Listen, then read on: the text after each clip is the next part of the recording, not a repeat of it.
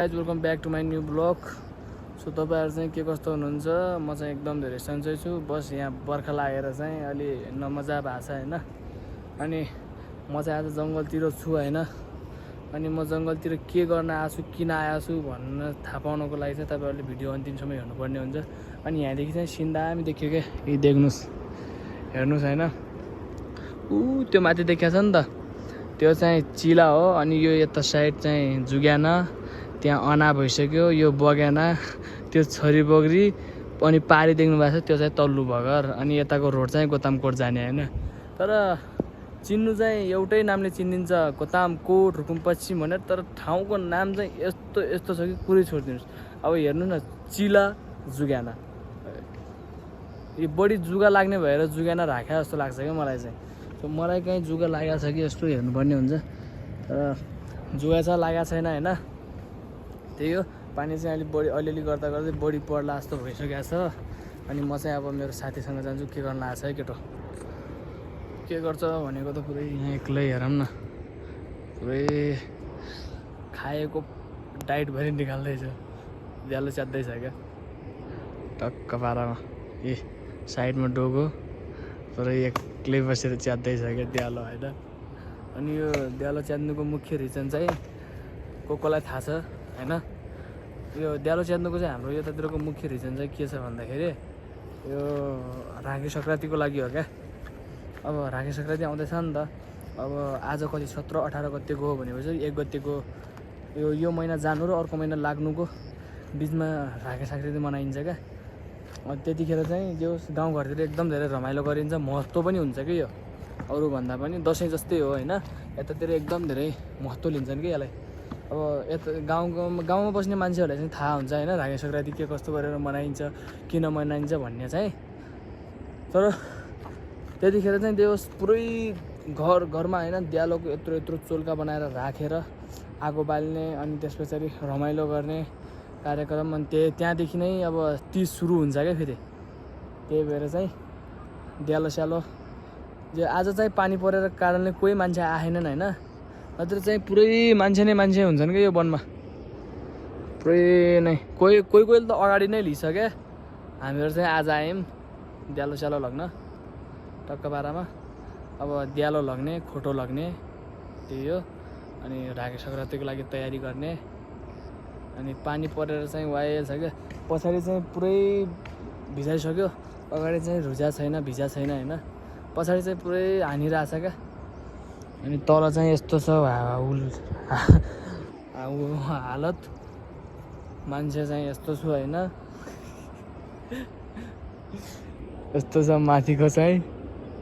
बर्खा लागेर चाहिँ अलिक खराब छ क्या यो। बर्खा लागेपछि चाहिँ मलाई सबभन्दा भेजा भनेकै बर्खाको महिना लाग्छ क्या कसम होइन। काहीँ अब साथीहरूसँग घुम्न जानु प्लान पनि गर्न सकिँदैन यार, गरे पनि त्यो सक्सेस हुँदैन। अब जता कतै हिलो नै हिलो हुन्छ, कहाँ जाने। अब गए पनि फोटोसोटो खिच्नको लागि सिन देखिनु पऱ्यो होइन, सिन नै देखिँदैन। हेर्नु न यस्तो डाँडा काँडामा पुरै कुहिरो नै कुहिरो लागेको छ त कसरी देखिन्छ। त्यही भएर चाहिँ अहिले चाहिँ फिलहाल म अन्डरग्राउन्ड भएर बसिरहेको छु घरतिरै। जब बर्खा हट्छ त्यस पछाडि म आउँछु आफ्नो असली फर्ममा भन्ने हुन्छ होइन। फर्ममा त के हो र, अब यस्तै डाँडा काँडामा गएर भिडियोहरू बनाउने, त्यही हो, सिनहरू देखिन्छ नि त। त्यतिखेर चाहिँ त्यो भिडियो बनाउनुको पनि एनर्जी छुट्टै नै आउँछ क्या, किनभने सिन देख्यो भने आफूलाई एनर्जी पनि छुट्टै आउने हो नि त। त्यही भएर अहिले चाहिँ केही पनि छैन। यस्तो हाम्रो यो वन पनि सुनसान छ क्या टक्क पारामा यहाँ। कहिले कहिले चाहिँ भालु पनि आउँछ नि फेरि यतातिर, त्यही हो। बर्खाको महिनातिर प्रायः भालु देखिन्छ क्या त यो हाम्रो यो जङ्गलतिर। टक्क मान्छेहरू चाहिँ आफ्नै काममा व्यस्त छन्। हामीहरूको लागि चाहिँ बर्खा छ, काम गर्ने मान्छेहरूको लागि चाहिँ कहाँ बर्खा हिउँदा केही पनि होइन। काम गर्ने मान्छेले त घचाघच काम गरिदिरहेको हुन्छ यार। फरक यति छ कि बस काम गर्ने मान्छेलाई बर्खा लाग्दैन, डुल्ने मान्छेलाई चाहिँ बर्खा लागेको हुन्छ। फरक त्यति हो। यो चाहिँ हाम्रो ठुलो भेरी टक्क पुरै कालो आइरहेको छ कि ठुलो भेरी पनि। अहिले चाहिँ अलिअलि घाम लाग्ला लाग्ला जस्तो भइरहेछ होइन। तपाईँलाई चाहिँ भिडियोमा के कस्तो देखिएको छ यार। टक्क यता पछाडि चाहिँ मेरो सुन्दर गाउँको भ्यू, त्यो माथि चाहिँ चिला भइसक्यो अनि यता चाहिँ तल चाहिँ बगेन होइन। अनि यहाँदेखि चाहिँ मेरो घर देखिन्छ कि नै यार, अन्त खोजौँ है। टक्क यहाँदेखि जाने जाने जाने त्यहाँनिर छ मेरो घर।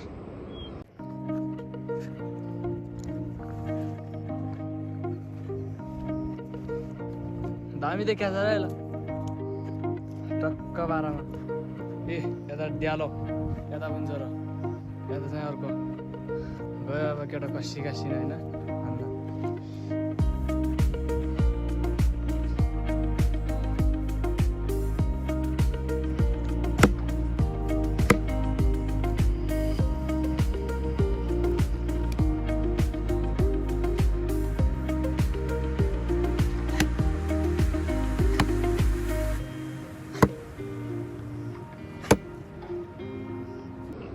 अनि को सेफोक्सन र जानु भएको छ होइन, त्यो उहाँहरूलाई चाहिँ यो बाटो थाहा होला। फेरि अब कोही चाहिँ उतादेखि जानुभएको होला होइन, उता मुस्ताङदेखि नै उतै कहाँ हो कहाँ, तर यतादेखि आउने मान्छेलाई चाहिँ यो ठाउँ थाहा याद होला है। पारी चाहिँ तल्लो बगर भइसक्यो, त्यहाँदेखि यता आयो भने उता त्यहाँ चोकनेर त्यहाँनिर चाहिँ चोक छ होइन। त्यही यता तल्लो बगर जाने बाटो, अनि यो यता गोदामकोट जाने बाटो, अनि यो चाहिँ डोल्पा जाने बाटो है। सेफोक्सन जाने मान्छे चाहिँ यहीँदेखि जान्छन् त स्वाट पारेर माथि कहाँ हो कहाँ।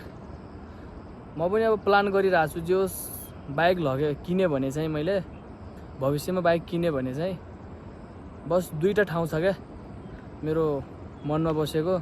एउटा चाहिँ केदारनाथ हो, एउटा चाहिँ उता हो के यार त्यो ठाउँको नाम यार नामै लगाइसक्यो क्या।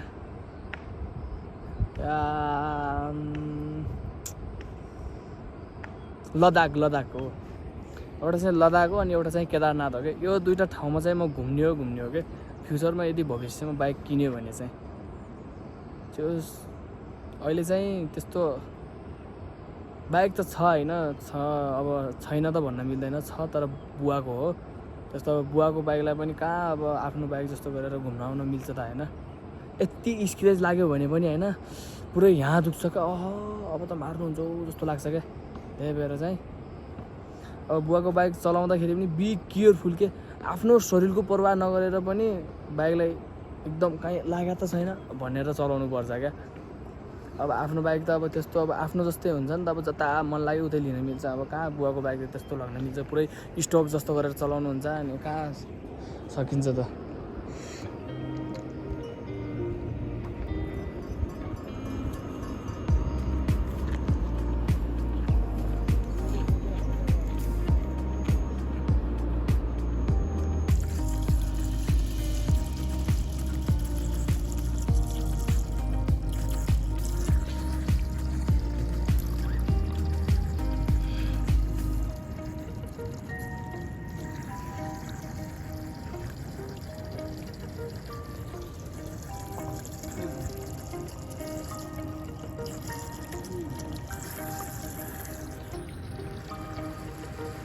अलिअलि गर्दै हाम्रो काम पनि सकिसक्यो होइन। यहाँ पुरै डोगैभरि ड्यालो आछ अनि ड्यालो च्याद्ने चाहिँ बाहुबली यता छ क्या। जस अब आजको मेरो भिडियो चाहिँ यही हो। कस्तो लाग्यो कमेन्ट गर्नु होला, मन परेमा लाइक शेयर सब्सक्राइब